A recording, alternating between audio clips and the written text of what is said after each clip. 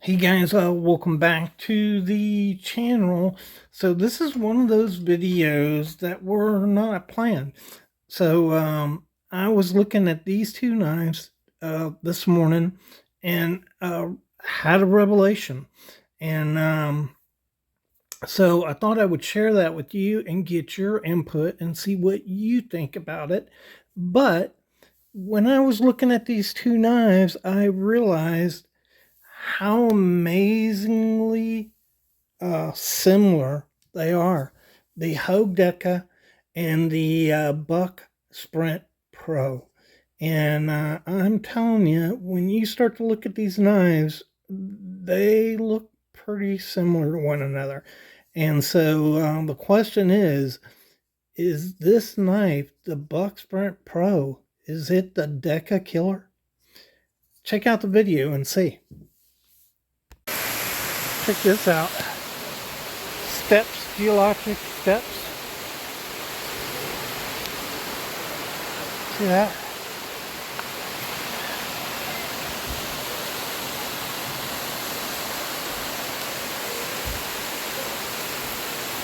This is where nature pees on you. Right here.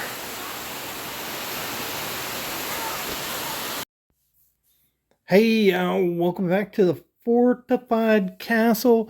Today we got a really interesting video. A lot of you guys probably, aren't interested in modern folders, but a lot of you are interested in bucks. And this is a buck knife, and it's pretty amazing. And I started looking at this. These two knives are so amazingly similar. I had to start asking the question, is it by chance? Are they similar by chance? Or did Buck actually go after Hogue Deka, to make some inroads in it? And so if you know anything about the Hogue Deka, Hogue's a great knife company, and made in the USA. They came out with this Deka, I don't know, 5-6 years ago maybe. But this one is in CPN MagnaCut, and a lot of people claim that this is the bug out killer. So the bug out, very lightweight, designed that way for trekking before they got insanely expensive and went out of their minds and thought that they were actually produced a knife that was untouchable. And the Deka came out at almost half the price of Benchmade bug outs. Wasn't always the case. Benchmade bug out originally was selling for $75. So now they're in the $300-400 range, sometimes $500. But this is a great knife with a great steel. I picked this up for $148, I believe, is what I picked this up for. And you can, find it in that range, $140 to $160. Really great knife. Lightweight, 2.2 ounces. This knife weighs 3.2 ounces, so it's not in that same league as ultra lightweight use knife, but does that really matter to you? The average guy going out, he can appreciate 2.2 ounces, but does it really make a difference when you're on a job, when you're wrangling cattle, when you're cutting bales of hay? Do you really think about that? And at just that ounce difference, I don't think so. And so let's look at these knives and compare them a little. So first off, they're remarkably similar in their profiles. And when you open them up, that profile does go away. So if you look at these blade profiles here, remarkably similar blade profiles. In this area right here, there's a difference. So this type of design right here with your jumping up front there is more, I think, for your everyday use and EDC use, that would appeal to a guy. This knife right here, though, kind of appeals more to, buck people. People who are going to use this knife to skin some squirrels or some rabbits, or people who are going to use this knife to get up there and do some whittling real close. And for that, this is a superior design over the Deka. So, same remarkably similar blades. These blades are almost exactly the same size, 3 1/8 inches with a 3-inch cutting edge. I think that's absolutely remarkable. If you look at the contour of these two knives, you see how similar they are. You have your finger choil there, and then the back. It's just absolutely amazing. There are some differences, but man, they are so alike. And I don't think that's by accident. So I think Buck actually took sight on the Hogue Deka and went after it. And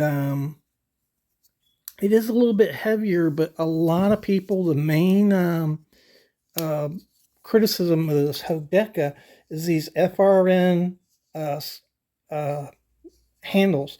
And so you can see how you can just pinch it in. Doesn't mean it's going to break, but in hard use sometimes when you're squeezing a knife, it can pinch in on your fingers. And that just kind of bothers people on a high-end knife to have a knife that just comes in like that. And so like G10 would definitely have been stronger to put on this knife and would not collapse like that. But when you look at this knife, it has micarta, and you have the liners inlaid in the scale materials. Can you see that right there? And so it's not as light as this, but you don't have that thing squeezing in. There's a lot more strength on this knife. And so actually, it's an improved knife over the Deka at a a weight sacrifice of 1 ounce. All right, so I want to show you something else amazing about these blades. So if you look at we got right here, zero it out. Okay, if you look at blade behind the edge on this knife,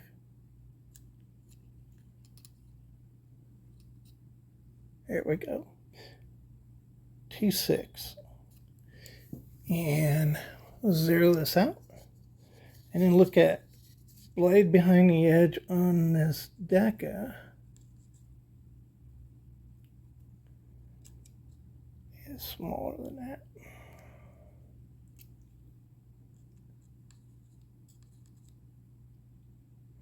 All depends. Look at that, 2.7. So there are, very slicey knives, both of them, designed to be so. But it just, again, it's incredible how alike these knives are. From a design standard, there's a little difference. The Deka is more